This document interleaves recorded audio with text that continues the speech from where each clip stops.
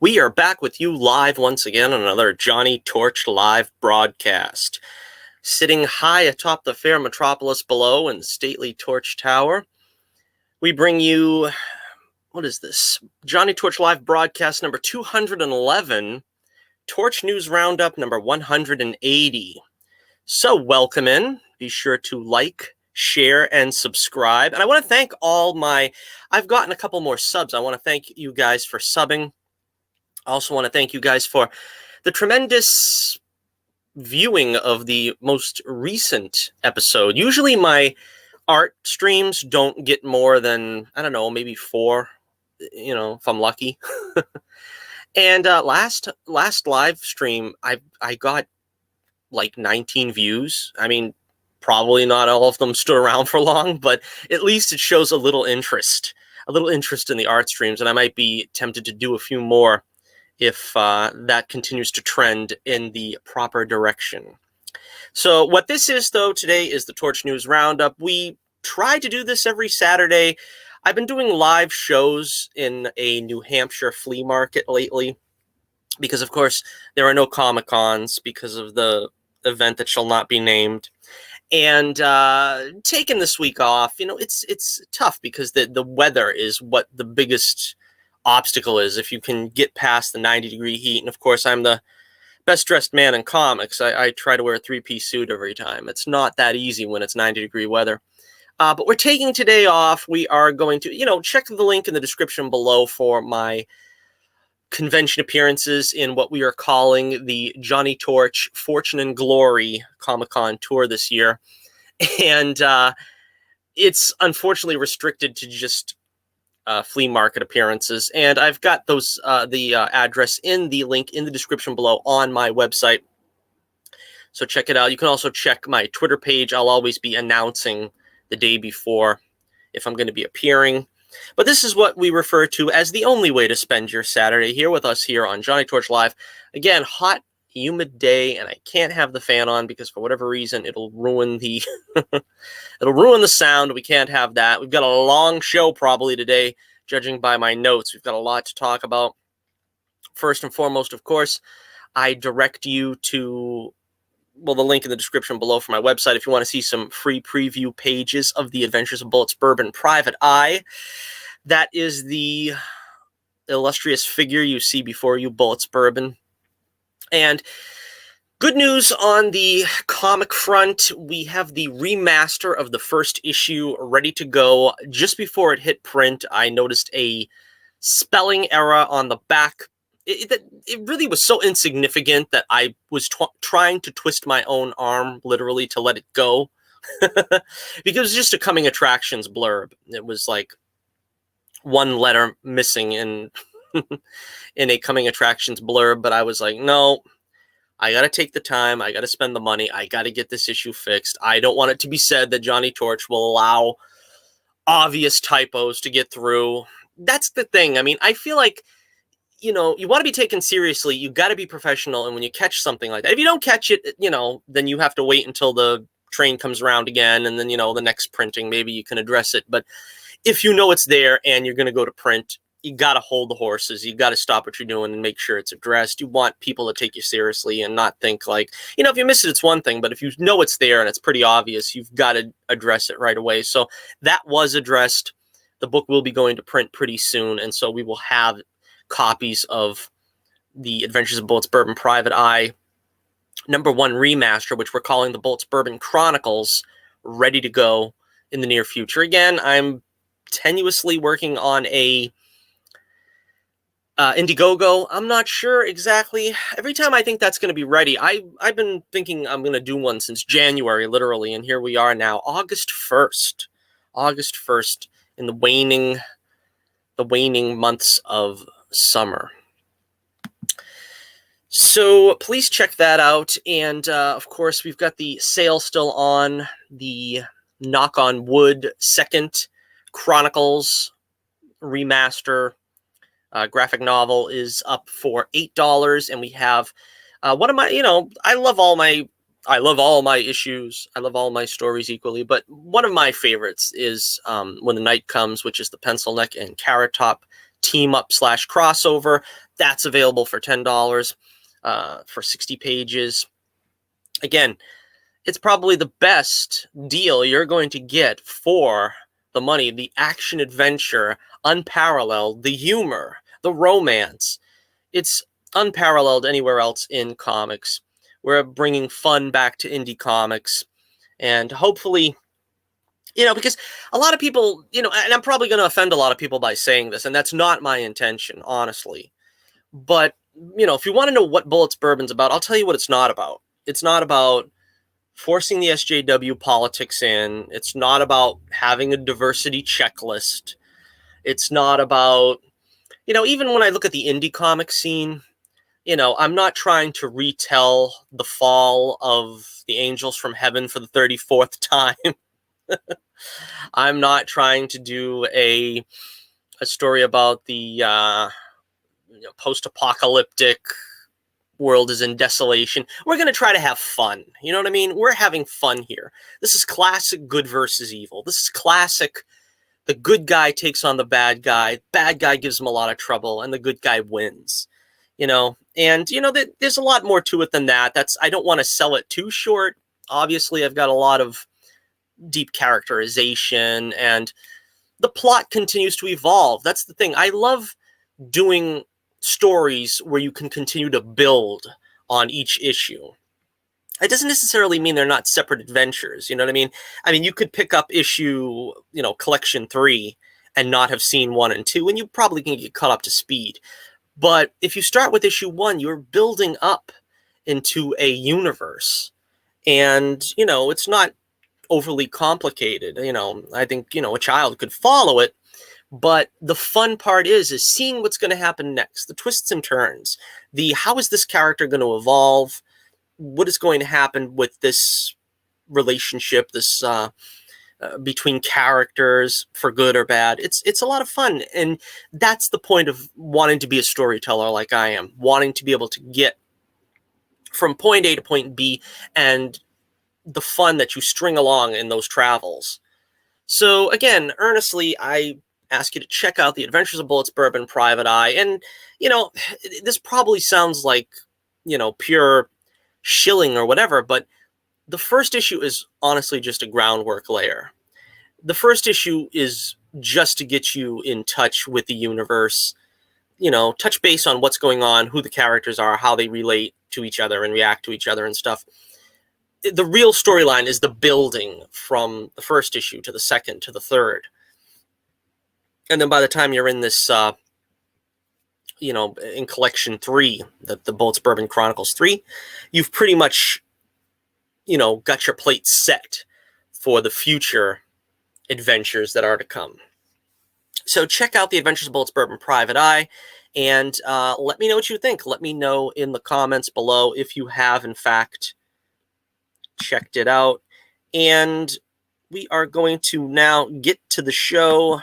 But first, before we get to the news, we have a mailbag segment. Oh, yes, mailbag. We always try to do a mailbag whenever anybody does have any comments or questions or observations about the show. We will read them live here on the Torch News Roundup. First of all, before we get to the comments, we got, like I said, 3 new subs, and I'm very thankful for these subs. And I only have one listed here by name, Bryant Mosley. Thank you very much, Bryant Mosley, for joining the channel. We hope you enjoy it. We hope to hear from you in some comments and stuff. I always, recommend the channel of whoever it is that joins. I don't think Bryant has a channel, but if you check it out, maybe he'll have a channel eventually. If you want me to promote it, Bryant, whenever you do have a channel, just give me a little comment and I'll mention it on the show. Let's see some of the comments. Let me bring them up here.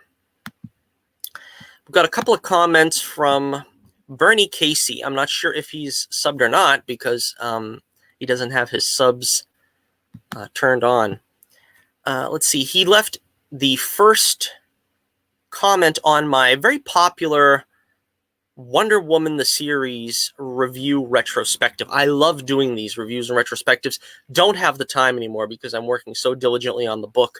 It takes up all my time, the book, honestly, but it is so rewarding. I'm working on issue 7 now, and I'm bringing it to life. The colors, I mean, because you have to remember, it doesn't seem like a big deal, but I've been looking at these black and white pages for literally 20 years. And to see them in color, to see them in vivid detail, the way that I imagine them, the way I always imagine them, it's a treat. It really is. And like I said, we have more colorful villains this time than ever before. And, you know, it's Bullet's trapped in a gang war. He's between the vegetable garden gang and the fruit salad mob as they're warring over a priceless antique statuette. But I digress. Bernie Casey says regarding the Wonder Woman series retrospective, amazing fond memories from the 70s as a kid, grabbing up all the merchandise I could get, which unfortunately was a lot, mostly posters and pictures only of Linda Carter. Today, 40 plus years later, we are getting cool Linda Wonder Woman stuff, for which I am grateful. I love the 40s, but really love the entire run of the whole series. It was cool, fun. I agree. I remember, you know, it was a little bit before my, you know, let's put it this way, I was an infant when the show was on. So I really wasn't in a position to be able to follow up for the merchandise or anything. I do remember having a Wonder Woman action figure that was supposedly coming out of the, you know, merchandise for the Wonder Woman TV show. Yeah, I don't remember really anything much coming from the series back in those days. It's funny because you would think that since, you know, the show was based on a DC character and DC was pretty heavily, you know, they had Migos and, you know, they had some stuff out at that point. It wasn't like it was, you know, a complete dearth of products. But it would be interesting to see why they didn't sort of pursue that and follow it up. It just really wasn't done in those days, I suppose, because you could say the same thing for the Superman movies that came out around the same time. The Hulk, again, I had like action figures, Mego dolls, but that was about it. They didn't really sort of press that. And another comment from Bernie Casey from the Batman 66 meets Wonder Woman 77 review. He says, I own all the copies, but the inside artwork is to be desired, but a great collector's piece for collector's fans. And yes, that was an interesting book. That was an interesting review because I really wasn't that big a fan of it, but I do love both those shows, and I really loved the idea of putting them together. You know, I think they just needed a different creative direction. I think the early chapter with Wonder Woman meeting young Bruce Wayne as a child, I thought that worked out pretty good. I think it got progressively, as the storyline went on, it got sort of progressively weaker.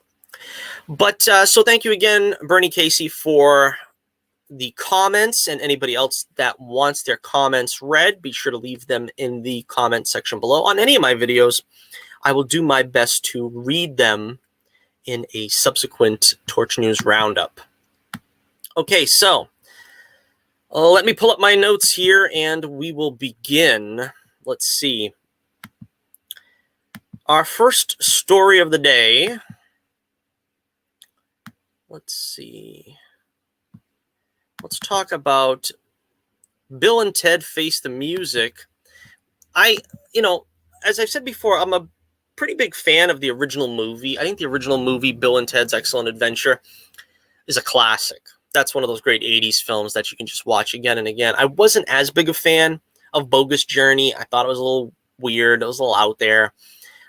This movie, apparently, from the other trailer that just dropped, the second trailer, it looks like it's going to be a kind of a balance of both films, which I think is probably, it's, you know, you have to expect it because you can't sort of just not play to what happened in Bogus Journey.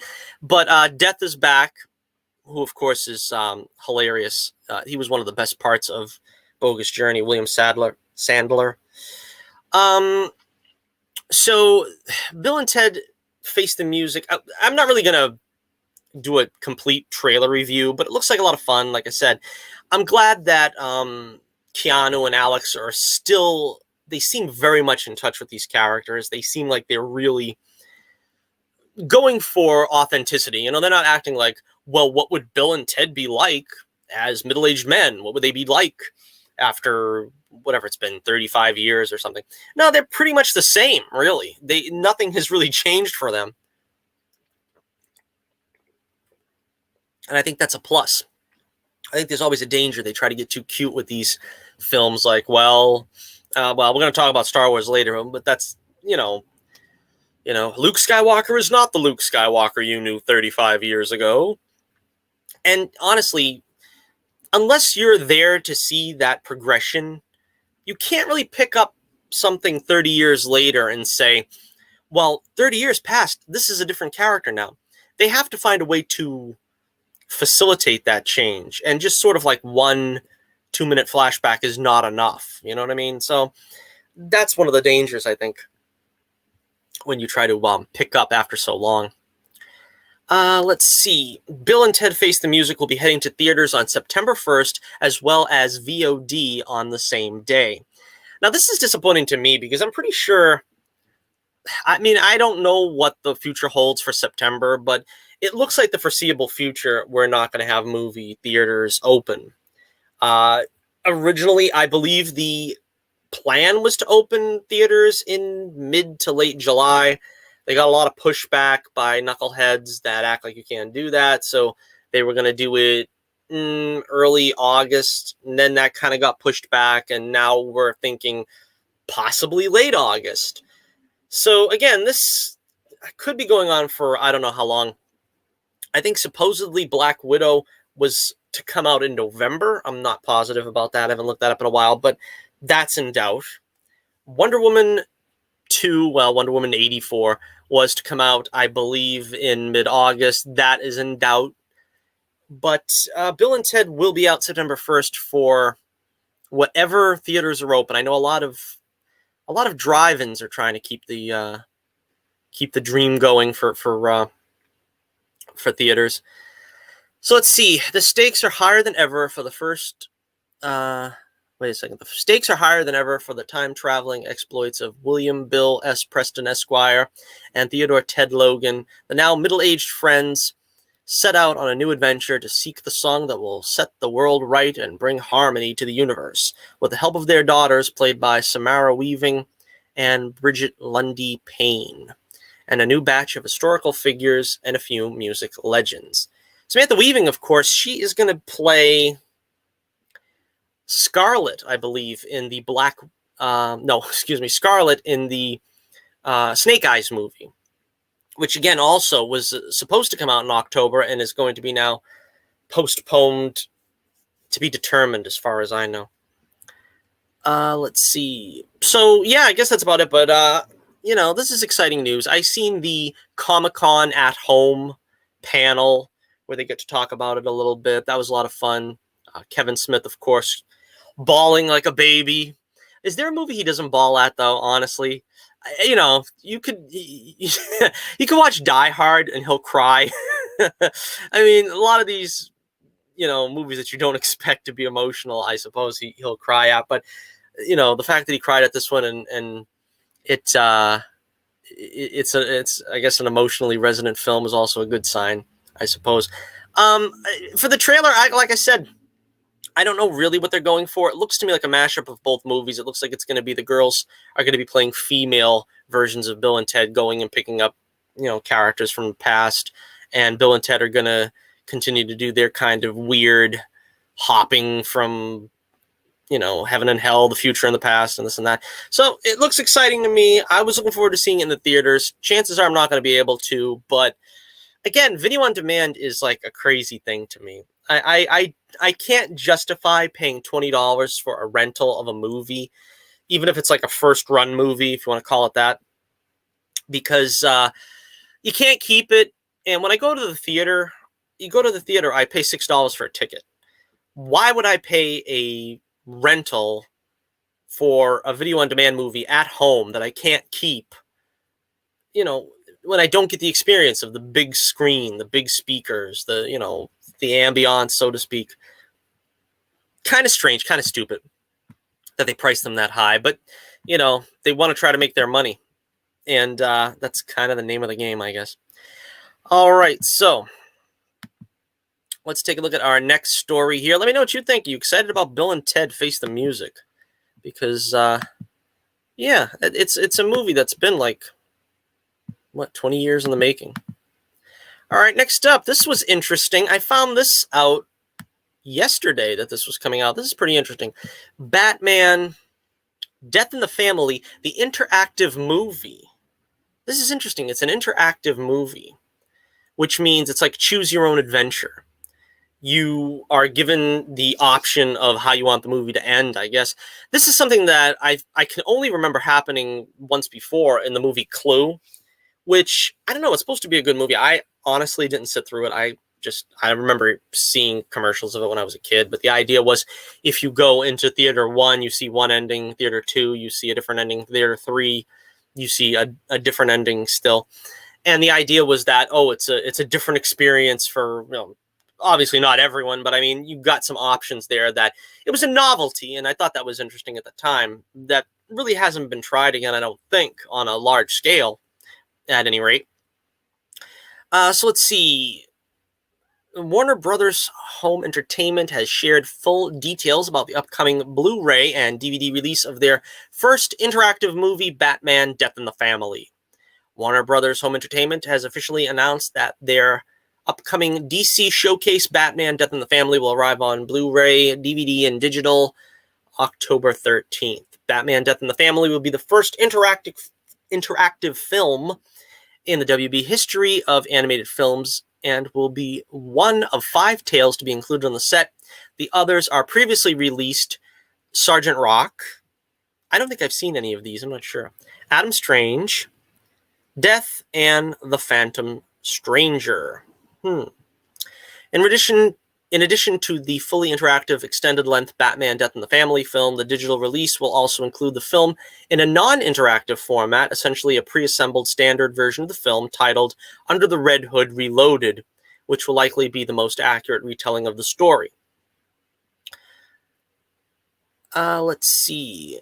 3 other non-interactive versions of the film, Jason Todd's Rebellion, Robin's Revenge, and Red Hood's Reckoning, will also be included as bonus features, giving you the story as you've never seen it before. The Blu-ray will also contain 5 minutes of exclusive story content that won't be available in the digital release. So this is interesting. Like I said, I don't know. I guess I guess they're taking the original Under the Red Hood scenes of Jason Todd's supposed death and then cutting it into what will become the Death in the Family storyline. I don't really know how that's going to work. I mean, does this new sort of movie feed into the Red Hood, or is this going to be sort of the movie ends, the Death in the Family ends differently? I don't know. But I find it interesting that they tried this, because this is exactly, if you remember correctly, if you're a certain age as I am, you remember the big to-do about once they decided to kill off Robin, and they left it as a call-in voting thing with DC. And by a slight margin of victory, the killing Jason Todd side won. So anyway, they're going to try to do this and recreate that interactive feeling, like you have some say in the matter of what's going to happen with the Batman Death in the Family DVD. So let me know what you think. Is that something that appeals to you? Do you think this is just gimmicky? I think it's going to be a fun thing. I don't know. We'll have to see how it works out. Let me know what you think in the comments below, and we will move on to another story. This now we're getting into like rumor territory. Rumorville. Everybody likes a trip to Rumorville every once in a while. And this is the long-rumored Hailee Steinfeld casting in the Hawkeye TV series. Rumors are coming out now that it is actually official. There have been conflicting reports about whether Hailee Steinfeld will star in Marvel Studios' Hawkeye TV series, but the Illuminati is reporting that the actress is officially locked in. Now, until the trades report on the deal, it's best to take this with a grain of salt, but the site has a solid track record. It was previously reported that Steinfeld's deal with Apple TV would be problematic for her signing up for a Disney Plus series, but the hope was always that something might be worked out behind the scenes. Now it appears as if that is indeed the case, and seeing as she's been Kevin Feige's top choice since day one, he's bound to be happy right now. There have been conflicting reports. Let's see. Basically, it's the same thing. Let's see. In related news, the site also reports that production on Hawkeye is expected to begin this October, so Marvel Studios is clearly hoping to be back at work on these shows sooner rather than later, which hopefully bodes well for the recently delayed Falcon and the Winter Soldier. Hawkeye is currently scheduled for a tentative 2021 debut, so between the news about Steinfeld signing up to star and that production start date, things are definitely looking good for the 6-part series, which reportedly revolves around Jeremy Renner's Clint Barton passing the Hawkeye mantle to Kate Bishop. Now, of course, I don't know a whole lot about the Kate Bishop character. All I know is that you're supposed to ask her about her feminist agenda. Was that her? I don't know.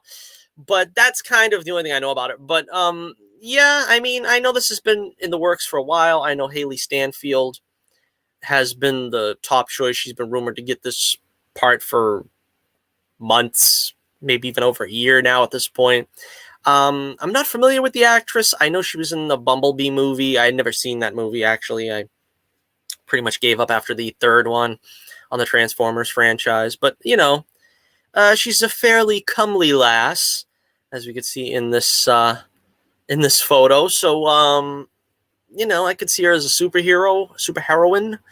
I think it's not it's within the realm of possibility. So, let me know what you think in the comments below. Are you interested in the Hawkeye mantle passing?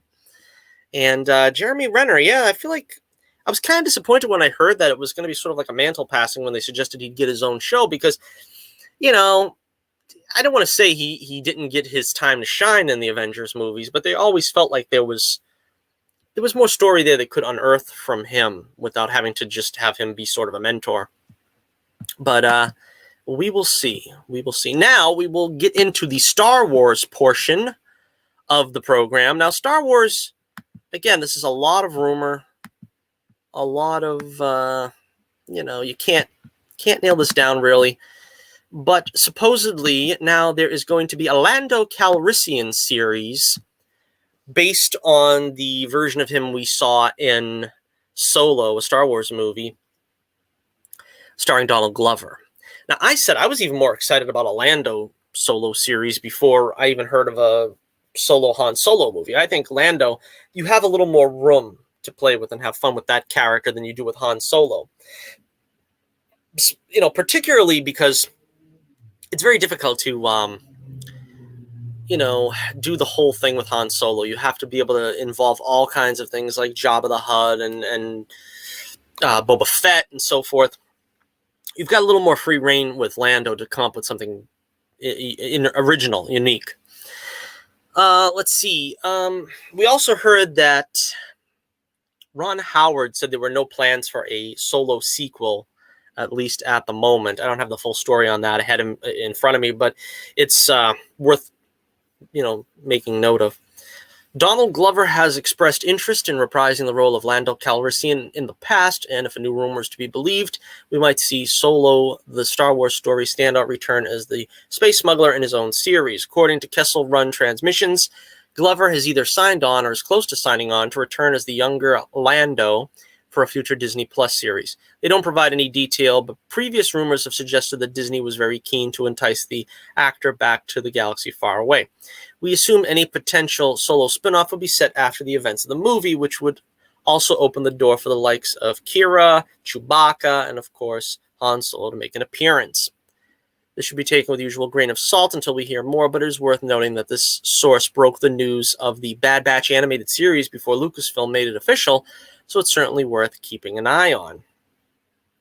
So, they didn't really give Lando the greatest characterization in Solo. Now, I've got to admit, I'm a person that didn't flat out hate Solo. I didn't loathe this film. I know a lot of people did. Sometimes it's kind of like it becomes fashionable to loathe a certain film because, let's face it, Disney Star Wars has been probably 99% crap for the most part. I didn't think this was awful, but the worst parts about it were, I think, the Lando droid relationship. And, if they could try to find a way to do away with that, I would be all for seeing, Donald Glover come back as Lando. I don't know exactly what kind of weirdness they're planning to foist upon him this time. That's what kind of gives me pause. That's what gets me concerned. But, I'm willing to give it a shot. Now, there is more to say about this. Those Solo: A Star Wars Story was something of a box office disappointment. Let's see. None of that has stopped fans from wanting a Solo sequel. A rumor is doing the rounds claiming there are plans in place for some sort of Solo sequel series. Try saying that 3 times fast. Some sort of Solo sequel series on Disney+. This is presumably separate to the Lando Calrissian show we recently heard about being developed, and if they do both happen, they'd arguably make a fine addition to the streaming service, while giving fans of Solo what they want.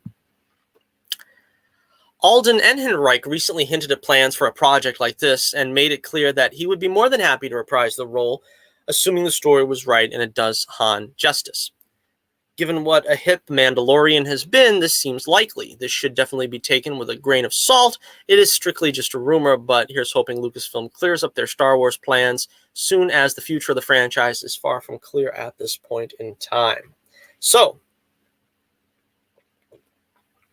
very interesting. As I said, this is kind of what I expected we would get. I've kind of figured, well, we're not going to get another big budget movie.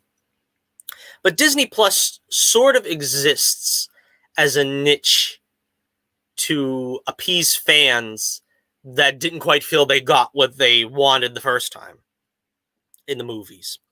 Case in point, like, what's his face? Baron Zemo. We didn't get to see him with the pink hood on. We didn't get to see him, taking on Captain America or anything. So he's going to be the prime villain in Falcon and the Winter Soldier. We're going to get more Falcon and the Winter Soldier because obviously neither of them are going to be able to carry their own movie. Wanda and the Vision. We really didn't get to see their relationship too much. We got half a movie, maybe a full movie when you spread it out to all the quarters. There was a quarter of Age of Ultron, a quarter of it was in Infinity War, a quarter of it was in Civil War, and so on. So let's give the fans what they want by giving Wanda and Vision a TV series. I could easily see this here being the same thing. It's like, well, there's a niche audience that really liked Solo. I don't think it was horrible, and I would like to see what happens, seeing as how they did set up. Kira was working for Darth Maul, and there was ties, and then Han was going to be going to work for Jabba the Hutt. That was something we really wanted to see if you were, a fan of this. And of course, more could be done with Lando because they kind of, they left it on the, on the, well, I don't want to say cliffhanger, but that he just won the Falcon from him. So, I mean, there was a lot more story to tell if they wanted to get into it. And, just because some of the unfortunate elements that were in the movie, made it unsavory to a bunch of people. I don't think that they should just abandon the storyline. I think they could go and do this as a TV series or as 2 series. Some are suggesting that there's a Darth Maul series in the works. There's conflicting reports about that because there was some kind of, I'm not going to go into it, but there was some kind of hacking or something going on with Ray Park's site or something. I don't know. We're not going to get into that. But let me know what you think about the future of the Solo-verse. Do you want to see the actors from Solo come back? Do you want to see Emilia Clarke and Donald Glover and Alden Ehrenreich return as these characters and sort of finish out their storyline leading up to A New Hope? I certainly do, but again, it's if it's done right, if it's done well, if they convince me. All right, so with that out of the way, now let's talk about this is the 4-course meal here. This is going to be really detailed to get into, but there have been over the past, month, a crap ton of rumor and innuendo suggesting that Oh, there's just a ton of rumors that they are going to erase the sequel trilogy. They're going to try to redo it. They're going to try to bring George Lucas back as the head president of Lucasfilm, I suppose, president emeritus, or or whatever technical term or whatever you want to use. But this was broken down mostly by Doomcock from Overlord DVD, that YouTube channel, of course.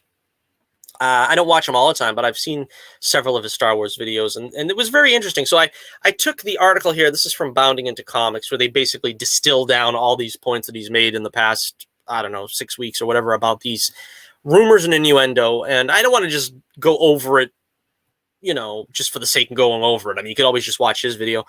But I want to talk about it, what I think about what might be happening and what I would like to see, what I don't want to see. And you can let me know what you think about these things as well. All right, now, let's see. The first scenario is The Long Goodbye. And these are the three different possible outcomes that Lucasfilm is going to try to use as damage control to win back the fans that hated The Last Jedi, that hated The Rise of Skywalker, and most of us that were unimpressed with The Force Awakens, like myself. I mean, there are a percentage of fans that kind of felt like that was a good opening act, but it was just never capitalized on. Me, I was less than enthusiastic about The Force Awakens, but I did feel like it could get better. Of course, as everyone knows, like I always say, they didn't bring the big three back together, which was by far the greatest sin. Now, the first scenario is called The Long Goodbye. The first scenario is kind of a soft reboot of the sequel trilogy and is by far the worst option on the table, according to Doomcock. In this scenario, they use the Veil of the Force to go back in time and warn Luke not to try and kill Ben Solo. Now, he doesn't fully explain, and again, he says himself to take these theories with a grain of salt, but he has insiders that are supposedly reliable, and he thinks that they are being reliable here, even though it could go either way. I mean, we don't really know for a fact. Now, he says that they will go back in time to try to warn Luke not to kill Ben Solo, but who is they?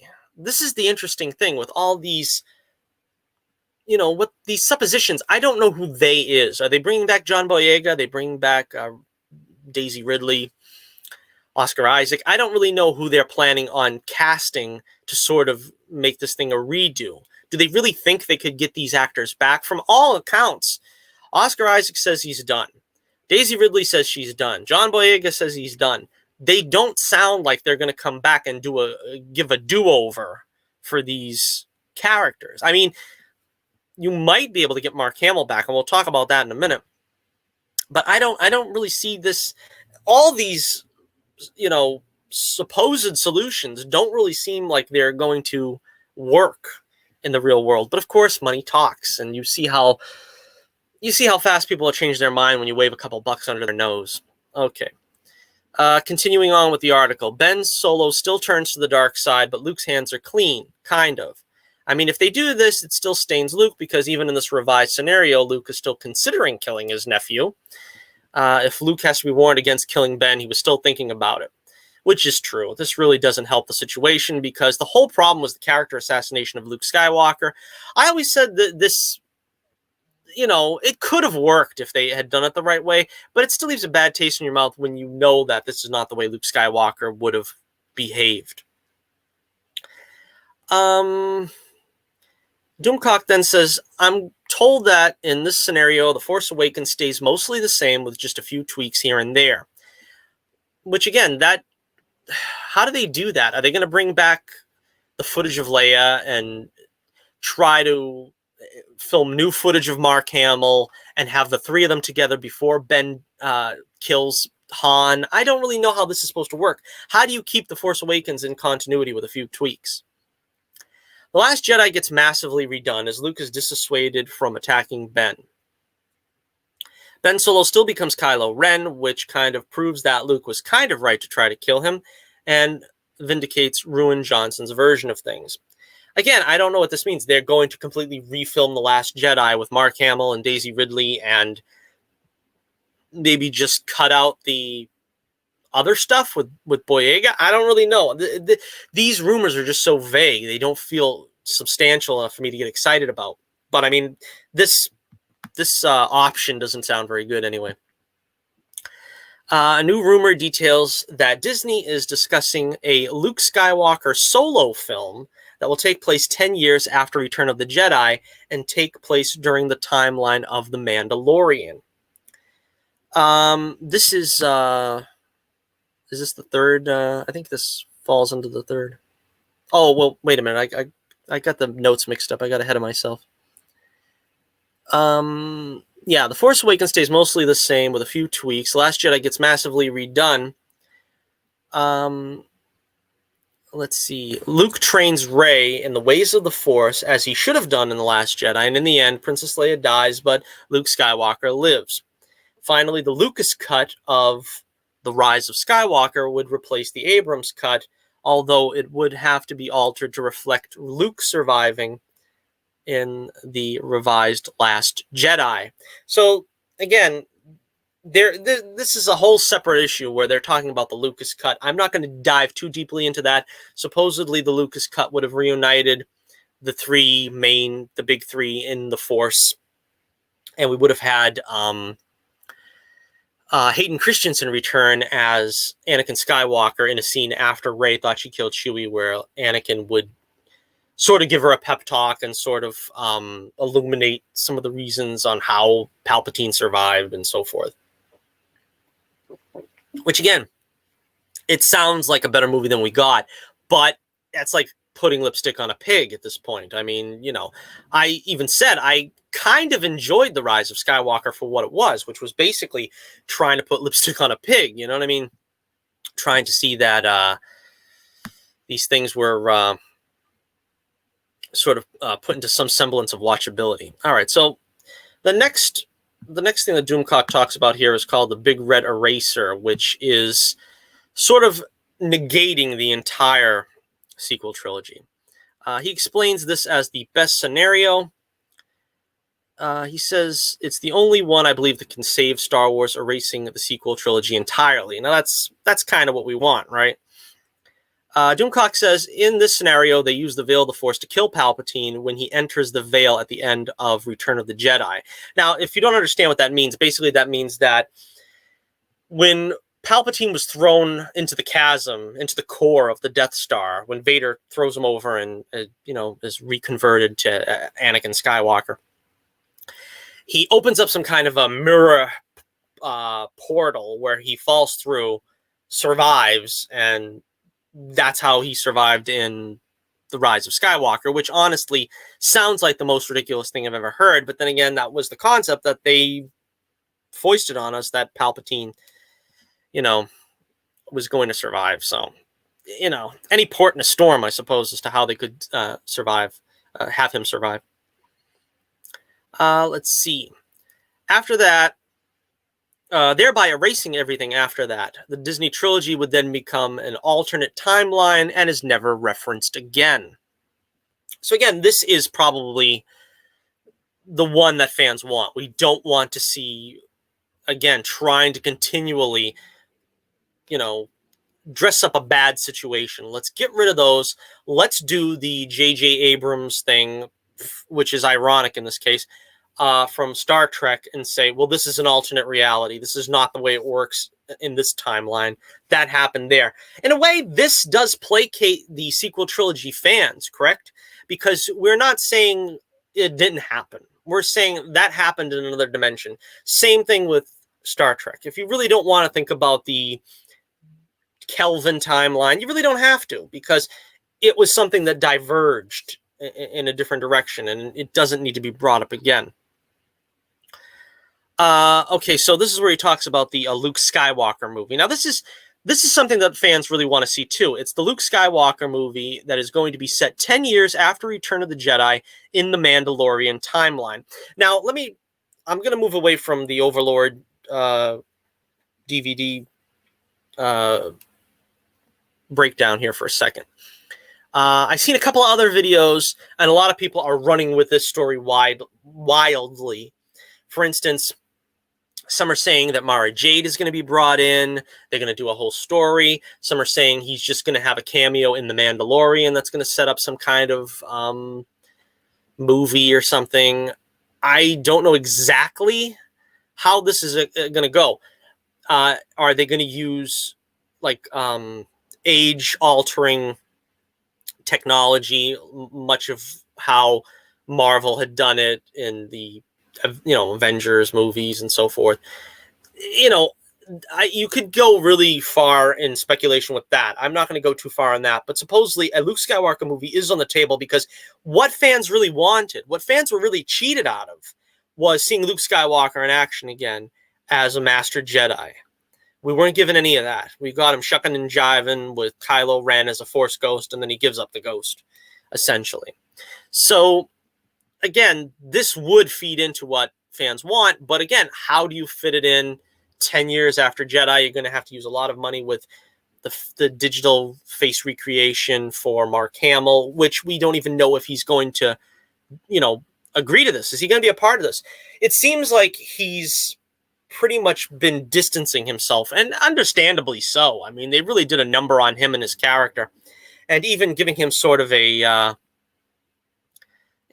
better send-off in Rise of Skywalker. He still, you could tell, it just felt like his heart wasn't in it. Let me go back to the copy here. Let's see. There's a reason they're considering doing this instead of doing a Luke Skywalker set around the time of The Force Awakens. Part of the second scenario involves filming George Lucas' trilogy as a replacement for the sequel trilogy, which lines up with reporting of the rumored conditions that Lucas set out for his return. We'll get to that in a moment. So they're saying that essentially, and we'll get to that whole part about George Lucas coming back in a moment, but essentially they want Lucas back, and Lucas wants to do his sequel trilogy. So they're going to try to reintroduce Luke Skywalker the way fans remembered him before getting into the George Lucas trilogy. But let's continue on here. Let's see.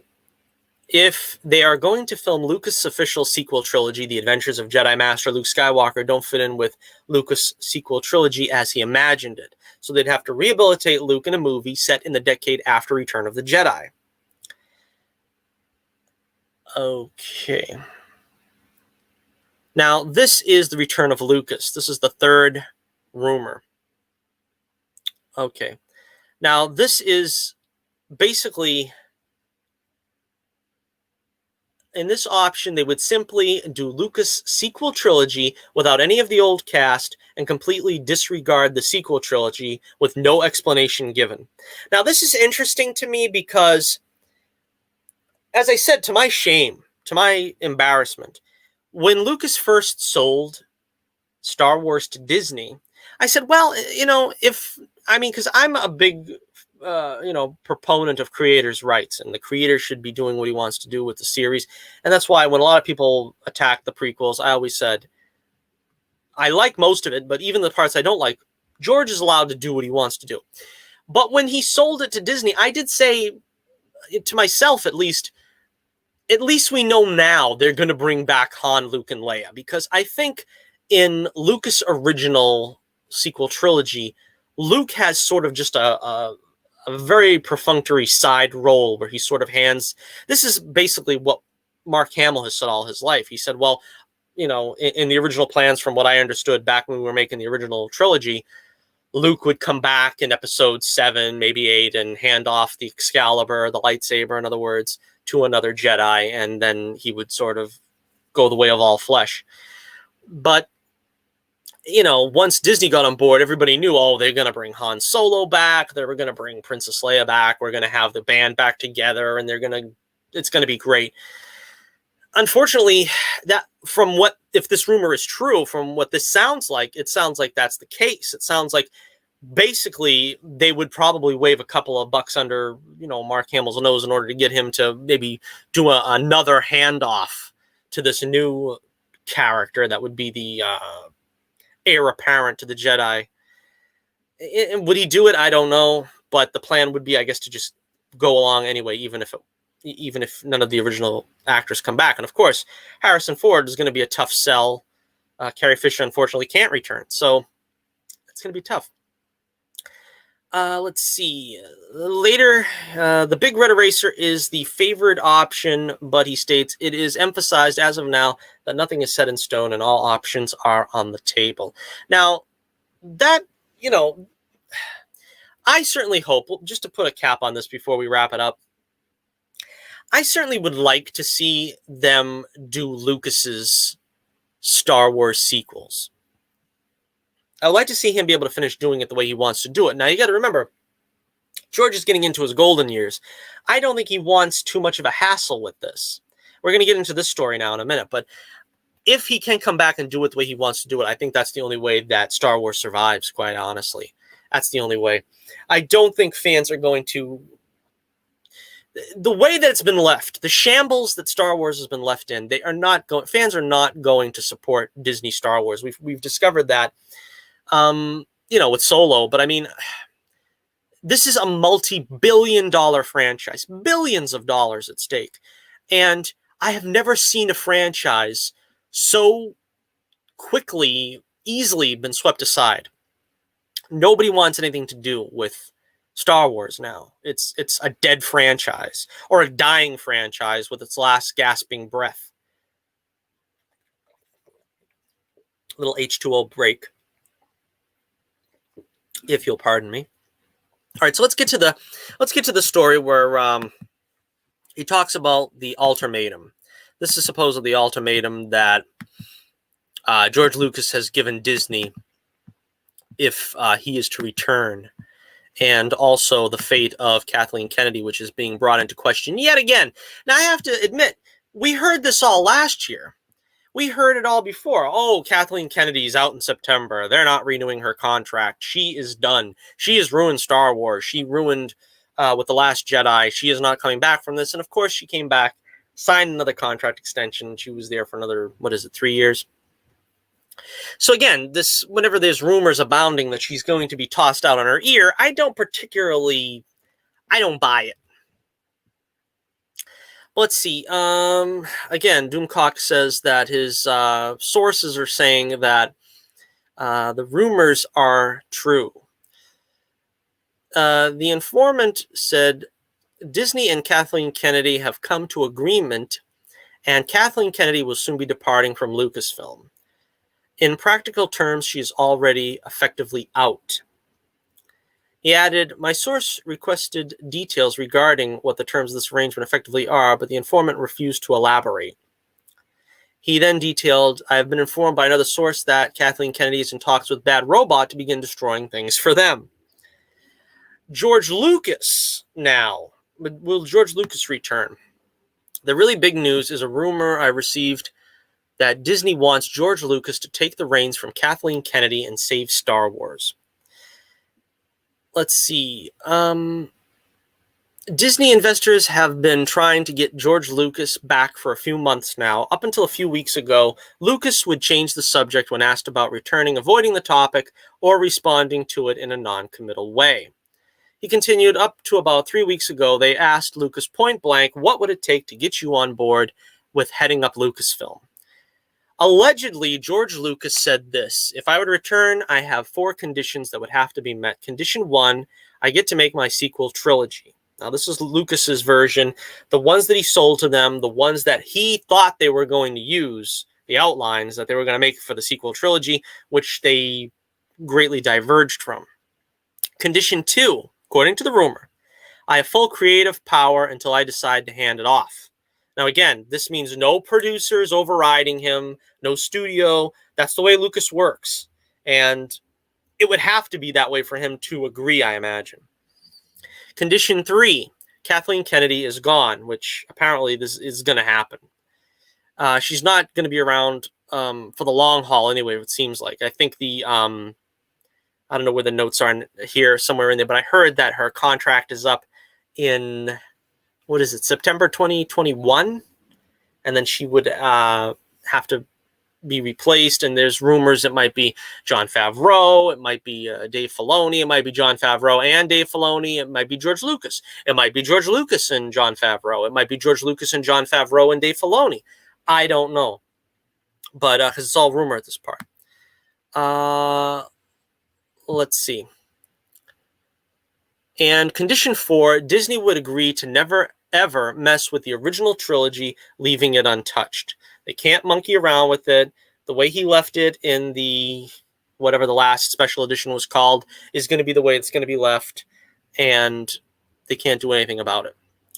He then stated, reportedly, Lucas closed out the communication with, none of this is negotiable. He then concluded by saying, my sources were told that the response to George's ultimatum was, when do you start? So apparently, again, this sounds too good to be true. It does sound too good to be true. And usually when something's too good to be true, when it sounds too good to be true, it is. I can't honestly believe that. But see, Disney is smart. Don't believe that they're not. They know that they've ruined this franchise. They know that they've only got, X amount of time to try to right the ship. Otherwise, the fans are just going to leave and not have anything to do with anything Disney has to do with Lucas. Again,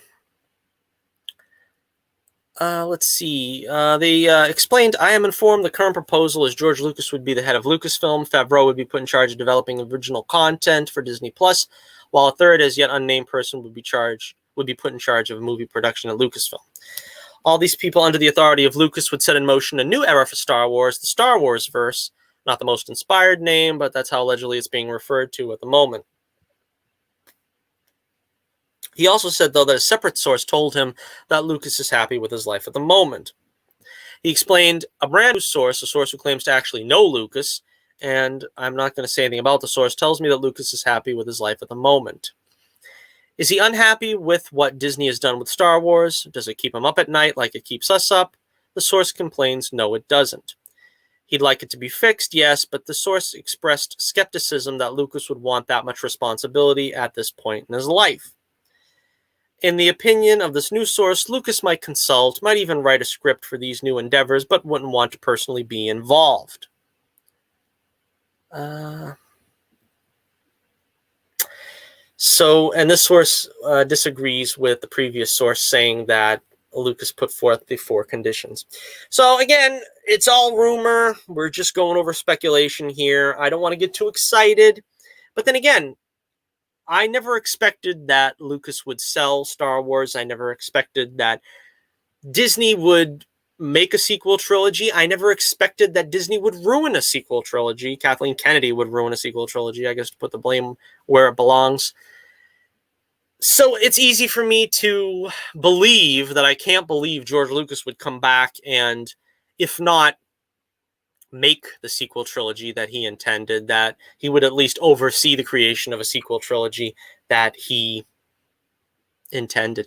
Of course, there's also other possibilities. Maybe they could just do the Luke Skywalker film and hopefully try to get Mark Hamill back and try to sort of salvage his character, because they really did the character assassination on him worst of all. Again, I don't know. Sounds too good to be true, but I hope it is true.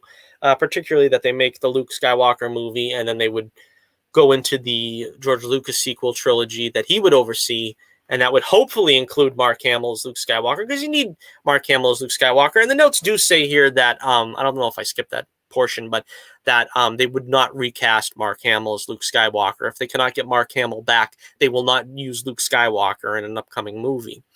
I don't know to what extent this means we won't see a young Luke Skywalker movie or something. I mean, apparently he's going to be a child in the Obi-Wan series that's being proposed. That's okay, but I mean, I don't think they're going to do what they're doing with Han Solo and try to make the Tashi Station years. That's probably not going to happen. But that's good to know. And I think of all actors, I'm pretty sure that Mark Hamill would be the one to come back. Harrison Ford, of course, they could coax him with a lot of money and he might do it. I don't see really too many of the original cast coming back beyond that. I mean, You can always probably bring Billy D. Williams back for some kind of project, but, of the big three, it's kind of just Mark Hamill's show now. All right, so let me know what you think in the comments below. Thank you for joining us yet again. Wow, this only took about an hour. I figured this was going to be a longer discussion than it was, but hey, that's the way it goes sometimes. You want to make sure you like, share, and subscribe. Make sure you check out the links in the descriptions below for the Adventures of Bullets, Bourbon, Private Eye. We've got the greatest in comic book action and adventure series known to mankind in the Adventures of Bullets, Bourbon. Make sure you check that out. Make sure you check out my link to Twitter. Find out when my appearances are, when I'm going to be signing and selling copies of the Adventures of Bullets, Bourbon, Private Eye. And be sure to head back here with us. I'm going to try to see if I can do shows more regularly. I got a bigger audience now, it looks like, so I want to be here for you guys. Make sure you leave comments, and I'll be sure to address them. And if I'm not here Saturday, I'm going to try to do, for next week when I do if I do another live appearance, I'll try to do a video at some point in the week. And it might be another drawing stream, coloring stream, whatever. But again, there's other things I'd like to do, reviews and soapboxes and different things that would be a lot of fun. So if I can find the time, I'd like to do it. But, this is the way it is. So when you're a busy comic book entrepreneur, you have to parcel out your time as best as you can. So thank you for joining us here on the only way to spend your Saturday here with us on the Johnny Torch program. Be sure you hit like, share, and subscribe. And remember, this is your host, Johnny Torch, reminding you once again, keep the flame burning brightly, and I'll be with you again real soon.